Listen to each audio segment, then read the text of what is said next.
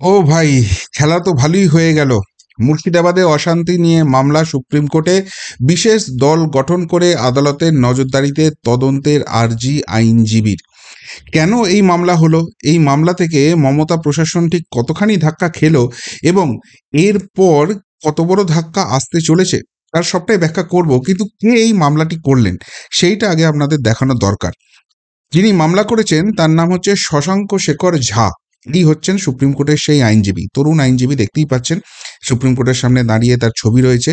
ইনি এই মামলাটি করেছেন এবং এনার আরেকটা ছবি আমি আপনাদের দেখাই, তাহলে বুঝতে পারবেন যে এই মামলার পিছনে ঠিক কতখানি বড় আঘাত মমতা প্রশাসনের জন্য আসতে চলেছে। সেটা হচ্ছে এই ছবিটা।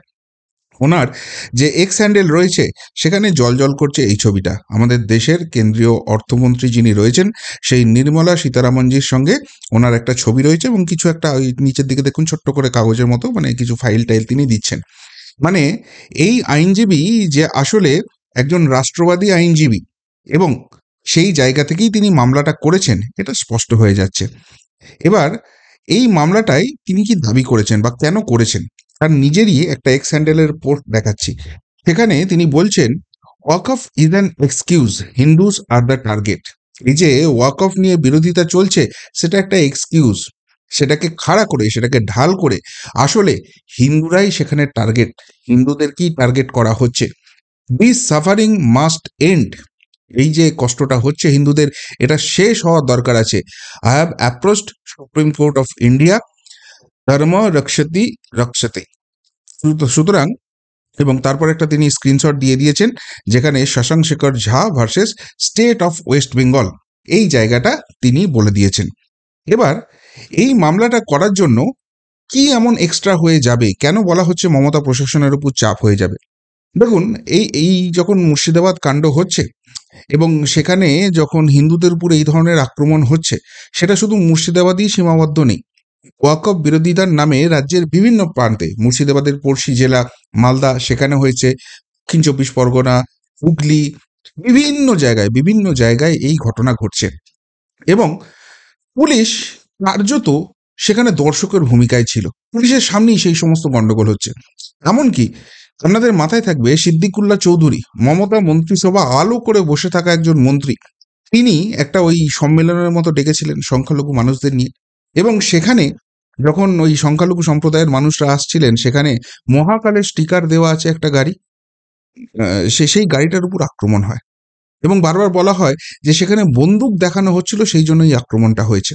অথচ সেই বন্দুক দেখানোর ফুটেজ আজ অব্দি কেউ কোথাও দেখাতে পারলেন না। এবং যদি বন্দুক কেউ দেখিয়েও থাকে, সেখানে পুলিশ ছিল, পুলিশের কাছে রিপোর্ট করলেই হয়ে যেত, পুলিশ অ্যাকশন নিত। পুলিশ সেখানে দাঁড়িয়ে দাঁড়িয়ে দর্শক একদম ভাঙচুর চলছে, প্রত্যেক জায়গাতেই সেই একই ইনসিডেন্ট হচ্ছে। এবং মুর্শিদাবাদে যখন পরিস্থিতি একদম হাতের বাইরে, সেদিনকেই বিএসএফকে মুর্শিদাবাদ জেলা প্রশাসনের তরফ থেকে রিকোয়েস্ট করা হয় এবং বিএসএফ সেখানে এসে টহলদারি করতে শুরু করে, পরিস্থিতি কিছুটা সামাল দেয়। পরের দিন মাননীয় শুভেন্দু অধিকারী, বিরোধী দলনেতা, তিনি হাইকোর্টে চলে গিয়েছিলেন এবং হাইকোর্টের ছুটির দিন থাকা সত্ত্বেও হাইকোর্টও এটা অনুধাবন করেছিল এবং সেই মামলাটা শুনেছিল। অদ্ভুতভাবে দেখা যাচ্ছে রাজ্য পুলিশ বলছে যে এখানে পরিস্থিতি অনেকটাই কন্ট্রোলে চলে এসছে, আমরা সব জায়গায় সামাল দিয়ে দিচ্ছি, কোনো অসুবিধা নেই, ওই কেন্দ্রীয় বাহিনীর দরকার নেই। একটা বিরোধিতা প্রথম থেকে। এবং ২ নম্বর যে জায়গাটা তারপর বলছে যে ঠিক আছে, মুর্শিদাবাদের যখন এই খুন খারাপির সব রিপোর্টগুলো দিচ্ছে, যেগুলো মিডিয়া রিপোর্ট অলরেডি হয়ে গেছে, সেগুলো যা হয় মেনে নিচ্ছি, কিন্তু রাজ্যের অন্যান্য জেলায় কোনো পরিস্থিতির কোনো অবনতি ঘটেনি, যা কিছু হচ্ছে সবকিছু আন্ডার কন্ট্রোল আছে। মানে ব্যাপারটাকে একটা লুকাছুপির জায়গায় রেখে দেওয়া হচ্ছে। এবং তার থেকেও যেটা গুরুত্বপূর্ণ, মুর্শিদাবাদে আজকে রাজীব কুমার, রাজ্য পুলিশের ডিজি, তিনি বলেছেন সবকিছু কন্ট্রোলে চলে এসছে। জাভেদ শামীম বলেছেন হ্যাঁ, পরিস্থিতি উন্নতি হয়েছে, নতুন করে কোনো ঝামেলার কোনো খবর নেই এবং যারা এই এই কাণ্ডগুলো ঘটিয়েছে তারা পাতালে লুকিয়ে থাকলেও খুঁজে বার করে নিয়ে আসবো। দেখে শুনে মনে হচ্ছে তো খুব ভালো ঘটনা। কিন্তু মুশকিল যেটা হচ্ছে সেটা হচ্ছে যে এই সমস্ত অঞ্চলে ইন্টারনেট পুরোপুরি শাটডাউন করে রেখে দেওয়া হয়েছে, পুরোপুরি বন্ধ। এবং নতুন করে বেশ কিছু পিনকোড এলাকাকে কালকে আবার সংযুক্ত করা হয়েছে। পুরো মুর্শিদাবাদ জুড়েই ইন্টারনেট কার্যত বন্ধ। মালদার একটা বড় অংশ ইন্টারনেট নেই, বীরভূমের একটা বড় অংশ সেখানে ইন্টারনেট নেই এবং সেখানে পুলিশ ১৬৩ ধারা জারি করে রেখে দিয়েছে এবং সেই জায়গা থেকে কাউকে বাইরে যেতে দিচ্ছে না। কি ঘটনা ঘটছে সেখানকার প্রকৃত তথ্য কিন্তু মানুষের কাছে আসছে না। কিন্তু যেটুকুনি উড়ো খবর আজকে সোশ্যাল মিডিয়ার যুগ, মুর্শিদাবাদে করে রেখেছে, সেইখান থেকে ভিডিও কোনো রকম এদিক ওদিক করে নিয়ে বিহারে চলে যাচ্ছে, সেইখান থেকে মানুষ ফরওয়ার্ড করছে, সেই সব থেকে যেসব বক্তব্য শোনা যাচ্ছে সেগুলো কিন্তু রীতিমতো চিন্তার মতো। কেন? এক, এই যে পুলিশ বলছে আমরা প্রথমে 118 জনকে গ্রেপ্তার করেছি, কালকে রাতে 50 জনকে গ্রেপ্তার করেছি, 200-র উপর গ্রেপ্তারি ছাড়িয়ে গেছে, মনে হচ্ছে যে যারা দাঙ্গা করেছিল সেই দাঙ্গাবাজদের গ্রেপ্তার করা হচ্ছে। কিন্তু যে উড়ো খবর আসছে, আবারও বলছি, এর কোনো ভ্যালিডিটি আমরা পাচ্ছি না, কেননা পুলিশ কোনো ইনফরমেশন দিচ্ছে না, কাউকে সেখানে গিয়ে ভ্যালিডিটি চেক করতে দিচ্ছে না। কিন্তু যারা ওই স্থানীয় মানুষ, তাদের কথা হচ্ছে যারা দাঙ্গা করেছিল তাদেরকে সেফগার্ড করা হচ্ছে, আর সেখানে যারা হিন্দু বেছে বেছে তাদেরকে গ্রেপ্তার করা হচ্ছে। এই রকম একটা খবর কিন্তু ছড়াতে শুরু করে দিয়েছে, এবং এটা যদি হয় সেটা তো চিন্তা বাড়াবেই। 2 নম্বর, একজন আইনজীবী, আমি তার নামটা এই মুহূর্তে ডিসক্লোজ করছি না, যদি কোনো রকম কিছু হয় ভবিষ্যতে অবশ্যই ডিসক্লোজ করব, তিনি বলছেন যে মালদার মোথাবাড়িতে যে এফআইআর পুলিশের তরফ থেকে দায়ের করা হয়েছে, সেই এফআইআরে দেখানো হচ্ছে যে দুটো গোষ্ঠীর মধ্যে দ্বন্দ্ব লেগেছে, সেই জন্য এখানে দাঙ্গা পরিস্থিতি হয়েছে, এমন একটা এফআইআর করা হয়েছে। কিন্তু বাস্তব তথ্য তার মতে যে এখানে একটা গোষ্ঠী অপর গোষ্ঠীকে আক্রমণ করে যাচ্ছে, অপর গোষ্ঠী থেকে কিন্তু পাল্টা কোনো প্রত্যাঘাত আসেনি, সেখান থেকে কোনো রকম প্ররোচনা আসেনি। তারা, এই বিশেষ গোষ্ঠীটা একটা অন্য গোষ্ঠীকে টার্গেট করে দিচ্ছে এবং তাদেরই দোকান পুড়িয়ে দিচ্ছে, ঘর বাড়ি পুড়িয়ে দিচ্ছে, লুট করছে। এবং এই যে এফআইআরটা করা হচ্ছে, এর ইন্টেনশনটাই হচ্ছে দু তরফেই বেশ কিছু গ্রেপ্তার করা, এই তরফেও যারা অ্যাকচুয়ালি দাঙ্গা করছে তাদের কিছু গ্রেপ্তারি দেখানো, কিন্তু মূলত হচ্ছে অপর গোষ্ঠী যারা আক্রান্ত হয়েছে তাদেরকে গ্রেপ্তার করানো, এই কথা কিন্তু তিনি দাবি করছেন।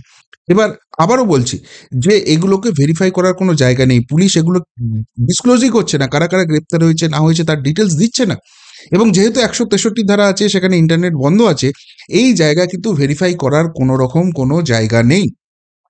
কিন্তু এই খবরে যদি 1%ও সত্যতা থাকে, তাহলে সেই জায়গা থেকে বড় প্রশ্ন এসে যায় যে আসল ইন্টেনশনটা কি তাহলে? সত্যিই কি এই ধরনের ঝামেলা ঝঞ্ঝাট সামলানো? সত্যিই রাজীব কুমার যেটা দাবি করছেন যে সব পরিস্থিতি শান্ত হয়ে গেছে তাই? এবং তার থেকেও বড় প্রশ্ন যে কারা এখানে এসে এই গন্ডগোলটা লাগালো? কি বৈদেশিক শক্তি ঢুকেছে, রাজনৈতিক মদদ রয়েছে, প্রশাসনের সাহায্য রয়েছে? এই প্রশ্নগুলো কিন্তু মানুষকে তাড়া করে বেড়াচ্ছে, আর এই সত্যটা জানার দরকার হয়ে পড়েছে, আর সেই জন্যই এই মামলাটা হয়েছে। যে পশ্চিমবঙ্গে যে ঘটনা ঘটেছে সেখানকার প্রকৃত অপরাধী কারা সেটা খুঁজে বার করে দেখার দরকার এসছে, এবং কেন পুলিশ প্রশাসন এখানে ফেল করলো সেটাও খুঁজে দেখার দরকার এসে পড়েছে। এই এই যে এত বড় গন্ডগোল হচ্ছে ওয়াকফ বিরোধিতার নামে, এবং সেখানে বেছে বেছে হিন্দুদের টার্গেট করা হচ্ছে, দেখা যাচ্ছে বাজারে 5টা দোকান আছে, মাঝখানে দুটো অন্য সম্প্রদায়ের দোকান, সেই দোকানে কেউ টাচও করছে না, দুপাশে যে দোকানগুলো রয়েছে যেগুলোর ওনার হচ্ছে হিন্দু, তারা টার্গেট হয়ে যাচ্ছে, সেই দোকানগুলো ভেঙে পুড়িয়ে দেওয়া হচ্ছে। অর্থাৎ সুনির্দিষ্ট একটা এজেন্ডা নিয়ে এই জিনিসটা করা হচ্ছে, কেন করছে, কারা করাচ্ছে, সবটা দেখার দরকার হয়ে পড়েছে। আর এখানে রাজ্য পুলিশ, রাজ্য প্রশাসনের যে ভূমিকা, সেটা কিন্তু বারবার এত বড় বড় প্রশ্নচিহ্ন সেখানে থেকে যাচ্ছে। আর সেই জন্য সুপ্রিম কোর্টের কাছে যেটা আবেদন করা হচ্ছে যে মুর্শিদাবাদের যে ঘটনা ঘটেছে তার প্রকৃত তদন্ত করার জন্য একটা স্পেশাল ইনভেস্টিগেশন টিম তৈরি করা হোক, এবং সেটা সুপ্রিম কোর্টের নজরদারিতে। তারা তদন্ত করে দেখুক এই যে অভিযোগগুলো রাজ্য পুলিশ, রাজ্য প্রশাসনের বিরুদ্ধে উঠছে, সেগুলোর কোনো বাস্তবতা আছে কিনা, সেগুলো তাদের কালিমা লিপ্ত করার জন্য করা হচ্ছে কিনা, সত্যিই তারা ভালো কাজ করছে, কেউ কেউ রাজনৈতিক ফায়দার জন্য এরকম ভুয়ো খবর ছড়াচ্ছে কিনা, নাকি এই যে অভিযোগগুলো উঠছে সেগুলোই সত্যি।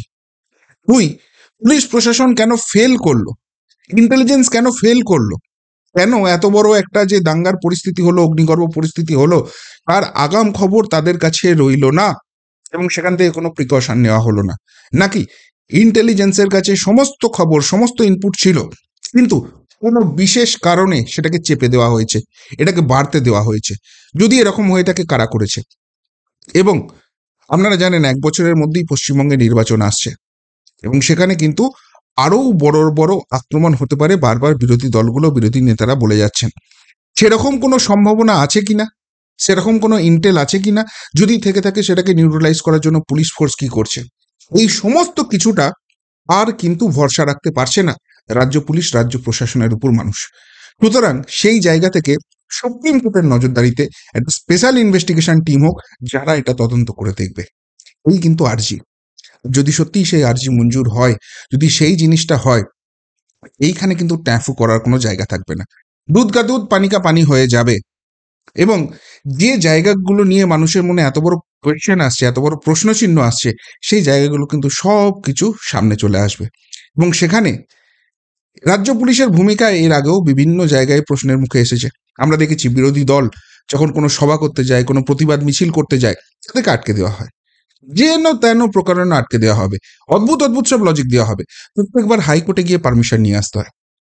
অথচ এই যে ওয়াকফ বিরোধিতা হচ্ছে, সেখানে জায়গায় পুলিশ পারমিশন নেওয়া হয়েছে, এবং সেই মিছিল থেকে বোমাবাজি করা হচ্ছে পুলিশের উপরে, গুলি ছোড়া হচ্ছে পুলিশের উপরে, পাথর ছোড়া হচ্ছে পুলিশের উপরে, সরকারি সম্পত্তি নষ্ট করা হচ্ছে।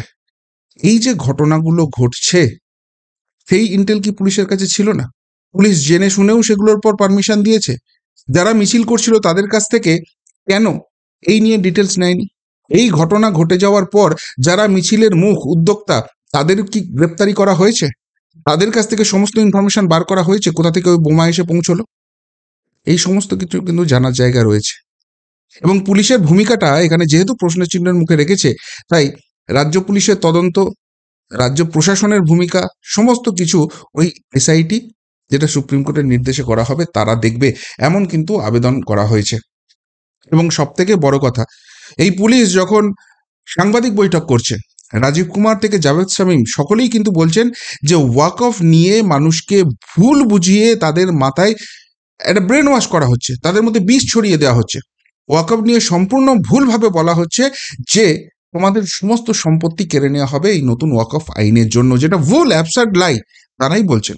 এবার প্রশ্নটা হচ্ছে, এই ধরনের কথাবার্তা আমরা এই রাজ্যের শাসক দলের অন্যতম শীর্ষ নেতা নেত্রীদের মুখ থেকেও শুনছি, মন্ত্রীদের মুখ থেকে শুনছি, কিন্তু পুলিশ কি তাদের বিরুদ্ধে কোনো রকম কোনো স্টেপ নিয়েছে? সব থেকে বড় কথা, পুলিশ যখন রিয়েলাইজ করছে ওয়াকফ নিয়ে মানুষকে ভুল বুঝিয়ে এই উত্তপ্ত পরিস্থিতি তৈরি করা হচ্ছে, তখনও রাজ্য পুলিশ এবং রাজ্য প্রশাসন কোনো সদর্থক ভূমিকা নিয়ে এগিয়ে আসেনি, এবং মানুষের মধ্যে এই ভুল যেটা বার্তা যাচ্ছে বলে পুলিশ দাবি করছে, সেটাকে ক্ল্যারিফাই করে দেয়নি যে না, নতুন ওয়াকফ আইনে এরকম কিচ্ছু নেই, এগুলো ভুল বুঝছো, তোমরা এরকম জিনিস করো না। সেই কথা কিন্তু একবারও বলা হচ্ছে না। কেন বলা হচ্ছে না? পুলিশ কি সেটা নিয়ে তদন্ত করছে? পুলিশ কি সেই নিয়ে কারোর কাছ থেকে কোনো জবাব দিয়ে চেয়েছে? এই সমস্ত কিছু কিন্তু খতিয়ে দেখার জায়গা রয়েছে, আর সেই জায়গাটাকে সুপ্রিম কোর্টের দৃষ্টিগোচরে আনার জন্য ব্যবস্থা করেছেন শশাঙ্ক শেখর ঝা, এই তরুণ আইনজীবী। এবার এখানে যে কেন্দ্রীয় বাহিনীর দরকার ছিল, যেটা রাজ্য পুলিশ অ্যাভয়েড করতে চাইছিল, রাজ্য প্রশাসন অ্যাভয়েড করতে চাইছিল, সেই জায়গায় হস্তক্ষেপ করেছে কলকাতা হাইকোর্ট, এবং মহামান্য আদালত কিন্তু সেই নির্দেশ দিয়েছে। সাথে সাথে এটাও বলে দিয়েছে যে রাজ্যের অন্য কোথাও যদি পরিস্থিতি উত্তপ্ত হয়, সেখানেও কিন্তু কেন্দ্রীয় বাহিনী ব্যবহার করতে পারে। কিন্তু যেহেতু মহামান্য আদালতের নির্দেশ আছে, শুধুমাত্র মুর্শিদাবাদই ইউজ হয়েছে, অন্য কোথাও কেন্দ্রীয় বাহিনী চাওয়া হয়েছে এমন খবর আমার কাছে অন্তত নেই। কারোর কাছে থাকলে অবশ্যই জানাবেন। কিন্তু দেখা যাচ্ছে রাজ্যের অন্যান্য প্রান্তেও নতুন করে এই ধরনের ঝামেলা শুরু হয়ে গেছে। আজকে শিলিগুড়িতে হয়েছে, উত্তরবঙ্গে হয়েছে, আজকে ভাঙড়ে হয়েছে, প্রত্যেকটা জায়গাতেই কিন্তু এই ধরনের ঘটনা ঘটছে। অর্থাৎ এই যে পরিস্থিতিটা গন্ডগোলের হয়ে আছে, যেখানে রাজ্য পুলিশ এখনো অবধি কিছুতেই কেন্দ্রীয় বাহিনীকে ঢুকতে দিচ্ছে না, কিন্তু এই গন্ডগোল আটকাতে পারছে না। গন্ডগোল হয়ে যাওয়ার পর তারা কিছু একটা করে সেটাকে থামানোর চেষ্টা করছে, কিন্তু তার যে প্রিকশন নেওয়া, যাতে করে কেউ আতঙ্কিত হবে না, সবাই সুরক্ষিত থাকবে, এই জায়গাটায় তারা কিন্তু ব্যর্থ হচ্ছে। এই জায়গাটাও কিন্তু খতিয়ে দেখার দরকার হয়ে পড়েছে। আর যদি সত্যিই সুপ্রিম কোর্ট এই সমস্ত কিছু অনুধাবন করে যে আর্জি জানানো হয়েছে তাতে শিলমোহর দিয়ে দেয়, এবং সুপ্রিম কোর্টের পর্যবেক্ষণে যদি এই এসআইটি তৈরি হয়, কেঁচো করতে করতে কিন্তু অনেক অজগর বেরিয়ে আসবে, সেটা স্পষ্ট হয়ে যাচ্ছে। এবং মেরিট যে আছে, সেই জায়গা থেকে এই মামলাটা সুপ্রিম কোর্টে যাওয়া থেকেই স্পষ্ট হয়ে গেছে। এবং ২ নম্বর যেটা অত্যন্ত গুরুত্বপূর্ণ আমার ব্যক্তিগতভাবে মনে হচ্ছে, আইনজীবী যিনি, তাকে দেখালামই যে তিনি কিন্তু একজন রাষ্ট্রবাদী আইনজীবী, এবং যে কথা তিনি লিখেছেন যে Waqf is an excuse, Hindus are the target, এই মোটিভেশন নিয়েই কিন্তু তিনি হিন্দুদের বাঁচাবার জন্য এই লড়াইটা শুরু করেছেন। সুতরাং তার পিছনে রাষ্ট্রবাদী শক্তির যে সমর্থন রয়েছে, সেটা কিন্তু স্পষ্ট, অন্তত আমার কাছে। ফলে এই আবেদন যখন সুপ্রিম কোর্টে গেছে, সেই আবেদনটাকে মঞ্জুর করানোর জন্য এই রাষ্ট্রবাদী শক্তি এক জায়গায় আসবে, এবং এই শশাঙ্ক শেখর ঝা নামের এই তরুণ আইনজীবীকে তারাও সাহায্য করবেন এবং সুপ্রিম কোর্ট যাতে এই ব্যাপারটা অনুধাবন করে পজিটিভ রায় দেন তার চেষ্টা হবে। আর সেটা হলে আবারও বলছি, কেঁচো খুঁড়তে খুঁড়তে অনেক অজগর বেরোনোর সমূহ সম্ভাবনা রয়েছে।